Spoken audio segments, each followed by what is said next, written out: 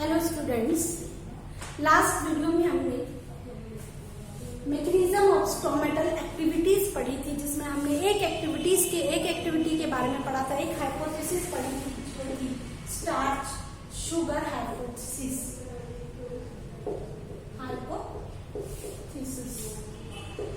जो कि JD Cyril ने 1923 में दी थी।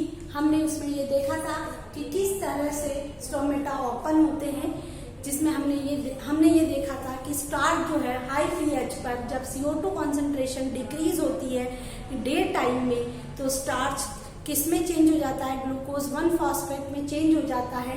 जिससे क्या होता है, जिससे जो स्टोमेटा है गार्ड सेल जो है वो टर्गिट कंडीशन में आ जाती है और टर्गिट कंडीशन के कारण स्टोमेटा ओपन हो जाते हैं। तो यहाँ पर हम जब दूसरी हाइपोथेसिस पढ़ रहे हैं, Stewart hypothesis propose by Stewart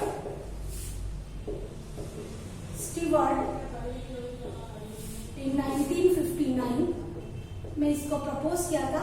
उन्होंने ये बताया कि स्टार्च शुगर हाइपोथेसिस के अंदर जो ग्लूकोज 1 फॉस्फेट बनता है, हमने देखा था कि स्टार्च डे टाइप में स्टार्च किस में कन्वर्ट हो जाता है, ग्लूकोज 1 फॉस्फेट में कन्वर्ट हो जाता है।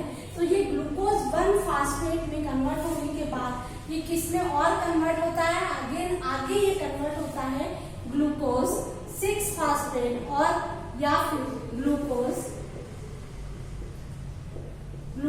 प्लस इनऑर्गेनिक फॉस्फेट में चेंज हो जाता है आगे। और उन्होंने ये बताया कि ग्लूकोज 1 फॉस्फेट से कई ज्यादा जो ग्लूकोज 6 फॉस्फेट और ग्लूकोज है ये बहुत ज्यादा सॉल्यूबल है वाटर के अंदर, ठीक है। तो जिसके कारण क्या होता है कि जो ऑस्मोटिक कंसंट्रेशन है वो इंक्रीज हो जाती है। जब ये वाटर के सॉल्यूबल है तो ये दोनों क्या करते हैं, ऑस्मोटिक कंसंट्रेशन को इंक्रीज कर देते हैं। और ऑस्मोटिक कंसंट्रेशन जब इंक्रीज होती है तो गार्ड सेल क्या हो जाती है, टारगेट कंडीशन में आ जाती है और स्टोमेटा ओपन हो जाते हैं। अगेन रिपीट कर रही हूँ स्टार्च शुगर हाइपोथेसिस में हमने ये देखा था कि starch is converted into high pH पर स्टार्च कन्वर्ट हो जाता है ग्लूकोज 1 फॉस्फेट में। ये हमने हमारे लास्ट वीडियो के अंदर पढ़ा था। तो स्टीवर्ट हाइपोथेसिस ये कहती है कि ग्लूकोज 1 फॉस्फेट जो है आगे ग्लूकोज 6 फॉस्फेट और या फिर ग्लूकोज में चेंज हो जाता है।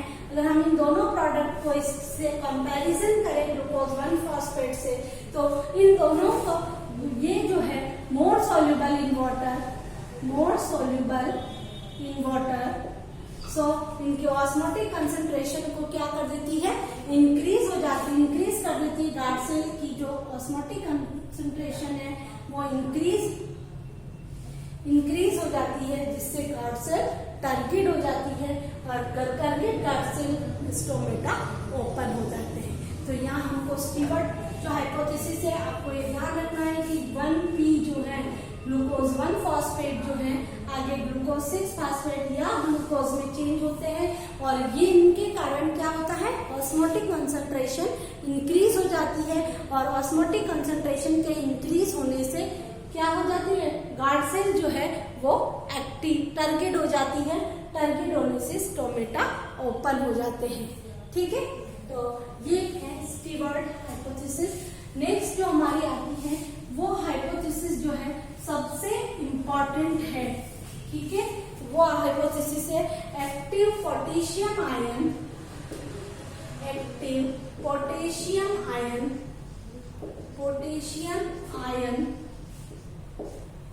Hypothesis transport theory.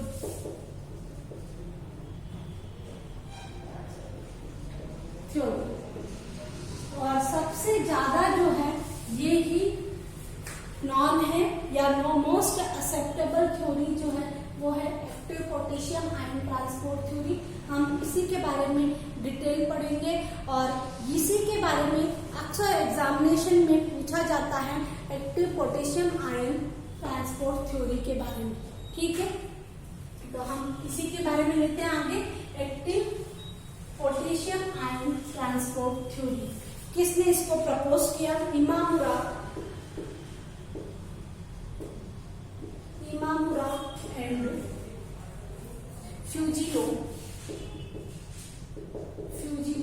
इन्होंने इसको प्रपोज किया, प्रपोज्ड बाय ना, प्रपोज्ड इमामुरा और फ्यूजिनो ने किया। लेकिन लेविट ने इसको क्या किया? लेविट ने इसको थोड़ा मॉडिफाइड किया,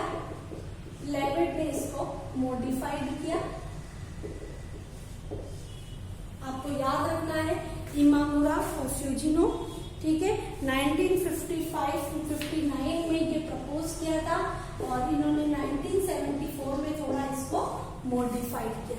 मैं यहाँ इस बोर्ड पर दोनों ही डे टाइम और नाइट टाइम दोनों बना रही हूँ, तो आप कंपैरिजन करके देख लें कि किस तरह क्या रिएक्शन हो रही है, ठीक है। तो हम अब पढ़ते हैं कि क्या थ्योरी है, ठीक है। तो ड्यूरिंग डे टाइम, है ना, यहाँ पे बना देते हैं ड्यूरिंग डे टाइम और ड्यूरिंग नाइट टाइम,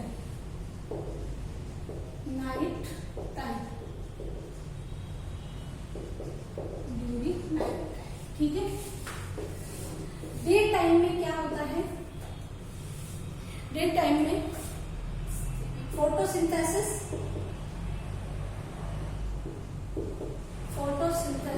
प्रेजेंट, है ना, फोटोसिंथेसिस प्रेजेंट होता है। तो गार्ड सेल के अंदर क्या होती है? Malic acid, formation of malic acid in guard cell, क्योंकि कॉन्सेंट्रेशन क्या हो जाती है? CO2 की कॉन्सेंट्रेशन इंक्रीज हो जाती है, डिक्रीज हो जाती है। Formation of malic acid in guard cell में क्या हो जाता है? मैलिक एसिड का फॉर्मेशन हो जाता है। अब ये मैलिक एसिड क्या हो जाता है? मैलिक एसिड टूट जाता है मैलिक आयन में। तो malic acid break down malate plus hydrogen ion में टूट जाता है, ठीक है। मैलेट प्लस हाइड्रोजन आयन में जब ये टूटता है तो यहाँ पर क्या होता है कि इसमें एक्टिव ट्रांसपोर्ट से गार्ड सेल के अंदर पोटेशियम आयन मैलेट के साथ आने लग जाते हैं और हाइड्रोजन आयन बाहर निकलने लग जाते हैं। तो हम यहाँ पे लिखे influx of potassium ion by active transport and efflux efflux of H plus ion, ठीक है। H plus ion किसमें आने लग जाते हैं? फ्रॉम गार्ड सेल, ठीक है। Influx of K plus ion by active transport in guard cell के अंदर इन K plus ion आने लग जाते हैं और H plus आयन इनसे बाहर निकलने लग जाते हैं। अब ये जो K plus आयन है इस मैलेट के साथ ज्वाइन हो जाते हैं और क्या बनाते हैं? पोटेशियम मैलेट बनाते हैं। तो फॉर्मेशन ऑफ पोटेशियम मैलेट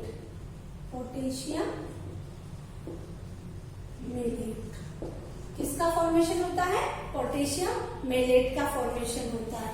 अब ये पोटेशियम मैलेट क्या करता है? इंक्रीज ऑस्मोटिक कंसंट्रेशन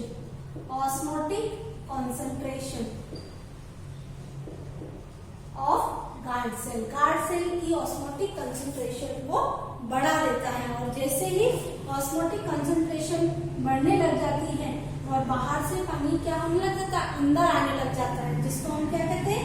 एंडोऑस्मोसिस इन गार्ड सेल, ठीक है। और जब एंडोऑस्मोसिस बाहर से पानी अंदर आ जाएगा तो वो क्या हो जाएगी? टर्गिड हो जाएगी और गार्ड सेल बिकम टर्गिड और स्टोमेटा ओपन। अगेन रिपीट करती हूँ यहाँ पर। सबसे पहले डे टाइम में फोटोसिंथेसिस प्रेजेंट CO2 क्या होती है, डिक्रीज होती है। ठीक है, तो मैलिक एसिड का फॉर्मेशन होता है गार्ड सेल के अंदर। मैलिक एसिड गार्ड सेल में मैलिक एसिड जो है टूट जाता है मेलेट प्लस H+ आयन में। ये मेलेट प्लस H+ आयन जो है इसमें क्या होता है कि जब ये ब्रेक डाउन होता है तो पोटेशियम आयन गार्ड सेल के अंदर एंटर होते जाते हैं और H+ आयन गार्ड सेल में से बाहर निकलते जाते हैं। तो जो पोटेशियम आयन अंदर एंटर हुए थे इस मेलेट के साथ क्या हो जाते हैं, फ्यूज हो जाते हैं, जुड़ जाते हैं और क्या बनाते हैं, पोटेशियम मेलेट का फॉर्मेशन करते हैं। जैसे ही गार्ड सेल के अंदर पोटेशियम मेलेट बनता है क्या होता है, गार्ड सेल की जो ऑस्मोटिक कंसंट्रेशन है वो क्या हो जाती है, इंक्रीज हो जाती है, जिससे गार्ड सेल में एंडोऑस्मोसिस होने लग जाता है और गार्ड सेल क्या हो जाती है, टर्गिड हो जाती है। और गार्ड सेल का टर्गिड होना देन स्टोमेटा इज ओपन। ठीक है, तो स्टोमेटा ओपन हो जाते हैं। अब हम बात करते हैं नाइट टाइम की। नाइट टाइम में क्या होता है, फोटोसिंथेसिस एब्सेंट होता है। फोटोसिंथेसिस एब्सेंट है नाइट टाइम में। तो ऐसी कंडीशन में क्या होता है, CO2 कंसंट्रेशन जो है, CO2 कंसंट्रेशन क्या हो जाएगी, इंक्रीज हो जाती है। CO2 concentration increase. ठीक है, यहाँ पर डे टाइम में क्या था कि फोटोसिंथेसिस प्रेजेंट था, तो फोटोसिंथेसिस में CO2 यूज आ रही थी, तो वहां पर CO2 की कमी थी। अब यहाँ पर क्या हो रहा है कि फोटोसिंथेसिस एब्सेंट है, तो CO2 कंसंट्रेशन क्या हो जाएगी, इंक्रीज हो जाएगी। ठीक है, इंक्रीज हो जाएगी तो जो मैलिक एसिड है, मैलिक एसिड किसमें चेंज हो जाएगा, स्टार्च में चेंज हो जाएगा। मैलिक एसिड किसमें चेंज हो जाएगा, स्टार्च में चेंज हो जाएगा। और स्टार्च में चेंज होने से और जो पोटेशियम आयन थे वो इफ्लक्स हो जाएंगे, गार्ड सेल से बाहर निकलेंगे, K+ फ्रॉम गार्ड सेल।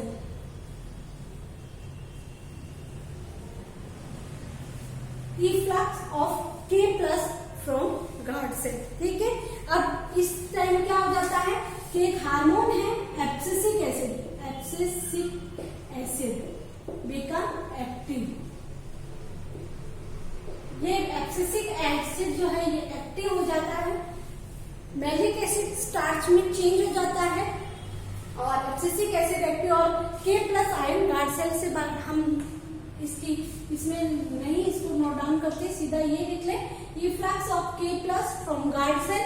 और K+ आयन अगर गार्ड सेल से बाहर, यहाँ H आयन बाहर निकले और पोटेशियम मेलेट बनाया, तब ऑस्मोटिक कंसंट्रेशन क्या हो गई, इंक्रीज हो गई। अब यहाँ K+ आयन बाहर निकल गए, तो ऐसी कंडीशन में osmotic concentration of guard cell is decrease. Osmotic concentration of guard cell is decrease और ऑस्मोटिक कंसंट्रेशन डिक्रीज हो जाएगी तो गार्ड सेल क्या हो जाएगी, एक्सोऑस्मोसिस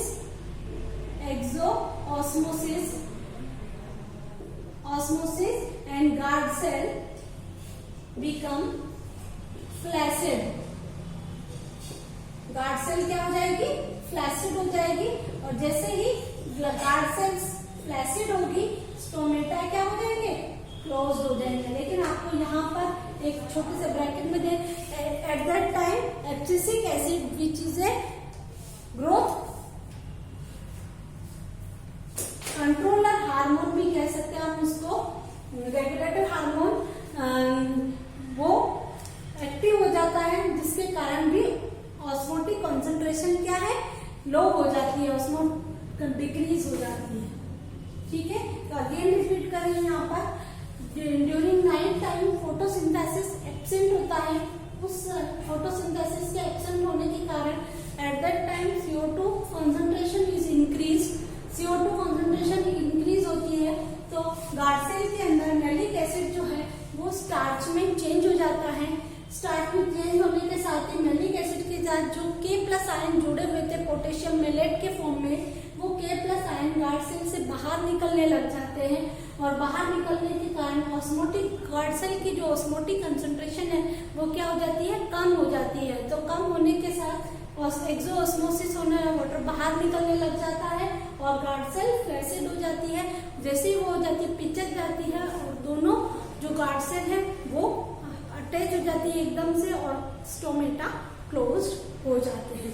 तो ये हमारे पास एक नई थ्योरी है, मैकेनिज्म ऑफ स्टोमेटल एक्टिविटी। कौन सी थ्योरी है?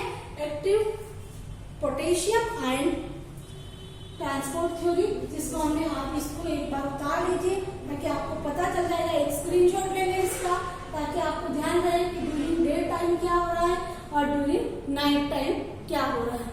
तो यहाँ ये 3 प्रोसेस है हमारे पास, starch sugar hypothesis, Steward hypothesis और थर्ड है active potassium ion transport hypothesis या थ्योरी। ये हमने पढ़ी। नेक्स्ट वीडियो में हम कौन कौन से फैक्टर है जो ट्रांसलेशन को अफेक्ट करते हैं उनके बारे में पढ़ेंगे। Thank you very much.